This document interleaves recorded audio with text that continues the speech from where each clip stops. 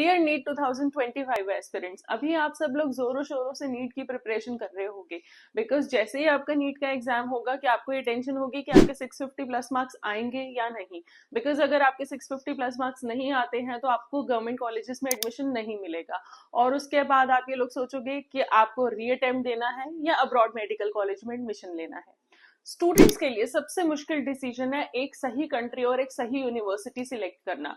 Because उसके लिए या तो आपको एक ऐसा सोर्स ढूंढना पड़ेगा जहां से आपको ट्रू फीडबैक मिल सके, या तो आपको ये पता करना होगा कि यूनिवर्सिटी का ऑफिशियल कॉन्ट्रैक्टर कौन है। क्योंकि ऐसे बहुत सारे एजेंट्स हैं जो बहुत सारी यूनिवर्सिटीज में एडमिशन कराते हैं, बट आपको सबसे पहले ये जानना जरूरी है कि आप जिस भी यूनिवर्सिटी के बारे में प्लान कर रहे हैं उस यूनिवर्सिटी का ऑफिशियल कॉन्ट्रैक्टर कौन है। बिकॉज अगर आप किसी के थ्रू भी एडमिशन ले लेते हैं वो आपका एडमिशन तो करवा देंगे, बट एडमिशन लेने के बाद आपको कोई भी अगर प्रॉब्लम आती है तो वहां पर आपको हेल्प नहीं मिलती है।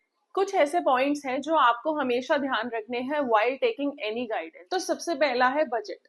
अगर आप लोग अब्रॉड में एडमिशन प्लान कर रहे हो तो सबसे पहले आपका ध्यान जाएगा बजट पर कि आपका बजट कितना है। तो देखो, आप अगर अपना जो भी बजट प्लान करके चल रहे हो तो उसमें सबसे पहले तो आप 10-12 लाख रुपए वैसे ही बढ़ा लो। बिकॉज उसमें और भी बहुत सारे खर्चे होते हैं जो इंक्लूडेड होते हैं, जैसे कि आपकी पॉकेट मनी होगी, आपकी एयर टिकट्स होगी, खाना पीना हो गया आपका पूरा, ये सब खर्चे। और अगर आप किसी भी कंसल्टेंट के थ्रू एडमिशन ले रहे हैं किसी भी यूनिवर्सिटी में, तो जो भी बजट आपको उन्होंने सजेस्ट किया है तो आप प्लीज उनसे ये चीज जरूर पूछें कि इस बजट में आपके क्या क्या इंक्लूड होगा। Like hostel, tuition fees, mess, biometric, documentation, translation, visa.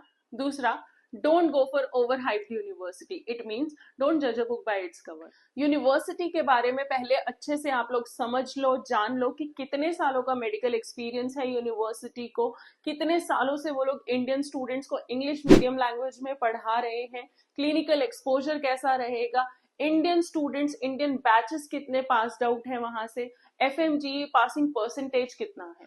क्योंकि बहुत सारे स्टूडेंट्स ही हैं जो अपना यूट्यूब चैनल बनाकर अपनी ही यूनिवर्सिटी को प्रमोट करते हैं ताकि स्टूडेंट्स उनके थ्रू एडमिशन ले, और बाकी की यूनिवर्सिटी को कंपैरिजन में वो अच्छा नहीं बताते हैं। तो न्यू स्टूडेंट्स यूजुअली क्या करते हैं, उनसे बात करके उन्हीं की यूनिवर्सिटी में एडमिशन तो ले लेते हैं, बट एडमिशन लेने के बाद जो बच्चों को प्रॉब्लम आती है फिर उसमें उनकी कोई हेल्प नहीं कर पाता।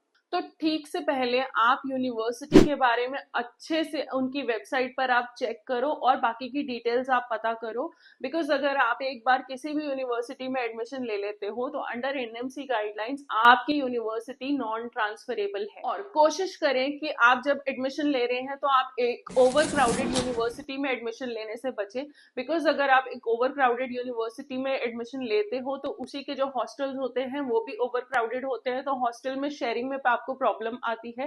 प्लस वहां जो बैचेस होते हैं, बैच साइज वहां पर क्लासेस का बहुत बड़ा होता है, 12 से 15 का जनरल एक बैच साइज होता है जिसमें टीचर स्टूडेंट्स की एक अंडरस्टैंडिंग इजीली बनती है, टीचर स्टूडेंट्स का फोकस बनता है।